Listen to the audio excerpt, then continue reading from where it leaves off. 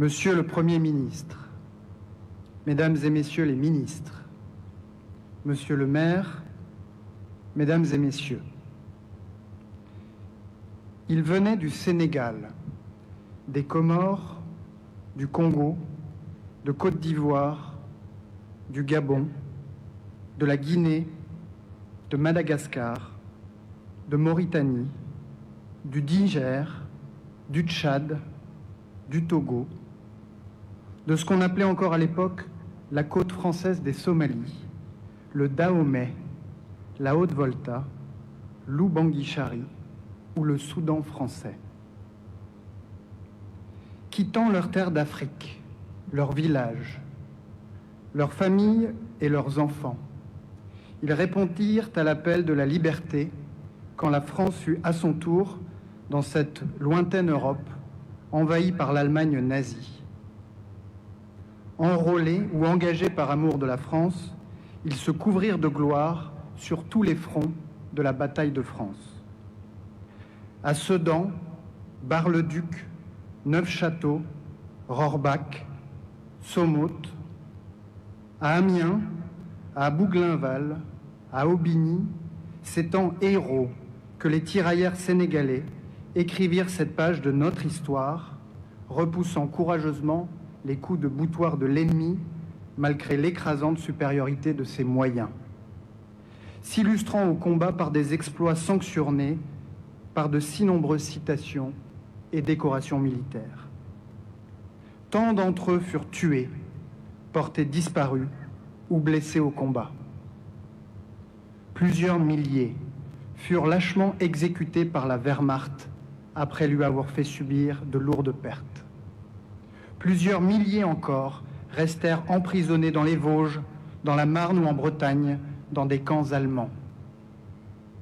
Les plus valeureux trouvèrent au fond d'eux-mêmes l'incroyable courage de s'évader, de gagner le maquis et de poursuivre la lutte jusqu'à la victoire. Et ceux qui survivront conserveront toute leur vie dans leur chair et leur esprit les stigmates de la guerre, avec la satisfaction d'avoir, par leur sacrifice, assuré la défaite de la force brutale et la victoire de la liberté. Et pourtant, quand vint la libération, pour certains d'entre eux, le doux parfum de la victoire fut bientôt gâché par le goût amer de l'injustice. Démobilisés avant les autres, privés de la solde qui leur était due, ces héros africains furent déconsidérés par leurs chefs. Ces valeureux tirailleurs furent traités comme des soldats de second rang. Ils avaient tout quitté et parfois tout donné à la France de la liberté, de l'égalité et de la fraternité, une France qui semblait subitement trahir sa promesse, manquer à son devoir d'égalité, manquer à son devoir de fraternité. Ils ne purent faire autrement que de le lui rappeler. Une première fois, ils protestèrent à Morlaix, où la moitié d'entre eux refusèrent d'embarquer à bord du Circassia qui devait les ramener chez eux. Une deuxième fois, arrivés ici dans le camp de Tiaroy, ils protestèrent à nouveau et refusèrent de regagner leur foyer avant d'avoir reçu ce qui leur était dû.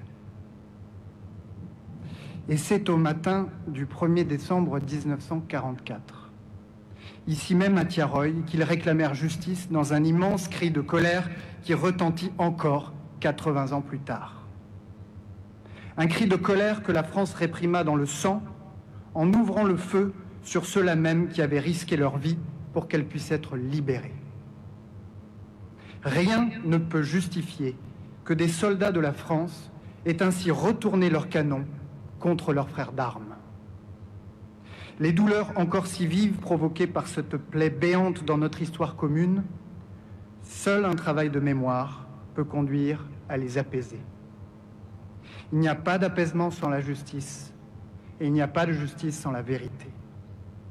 La vérité, l'histoire et la mémoire ne sont pas des postures, mais des processus portant une part de complexité devant lesquels nous ne devons pas reculer. C'est pourquoi la transmission des archives a été décidée en 2014. C'est pourquoi la France a accueilli une mission d'étude des archives que vous avez mandatée, qui contribue aux travaux du comité dirigé par le professeur Mamadou Diouf. C'est la raison pour laquelle le président de la République vous a écrit, Monsieur le Président, pour vous dire que la France se doit de reconnaître que ce jour-là s'est déclenché un enchaînement de faits ayant abouti à un massacre. Et si la France reconnaît ce massacre, elle le fait aussi pour elle-même, car elle n'accepte pas qu'une telle injustice puisse entacher son histoire. Inclinons-nous devant les 202 stèles blanches du cimetière de Thiaroye, plantées dans la terre rouge du Sénégal comme une invitation permanente à œuvrer pour la justice et la vérité partout et en tout temps. Puisons dans ce travail de mémoire et de reconnaissance la grandeur d'âme, le dévouement et la dignité de ces hommes, de ces témoins du monde nouveau qui sera demain, que célébrait Senghor. Cultivons l'amitié entre le Sénégal et la France sur les fondations d'une mémoire qui rassemble plutôt qu'une mémoire qui divise. Monsieur le Président, vous avez posé avec le Président de la République, le 20 juin dernier à Paris, les bases d'un partenariat renouvelé, fondé sur le respect mutuel au service des intérêts réciproques de nos deux peuples, unis par des valeurs démocratiques partagées et une relation d'amitié. Inventons ensemble ce nouveau dialogue, franc et respectueux des intérêts et des valeurs de chacun, transparent sur les objectifs, juste quant à la réalité des actes, juste quant aux récits qui les entourent.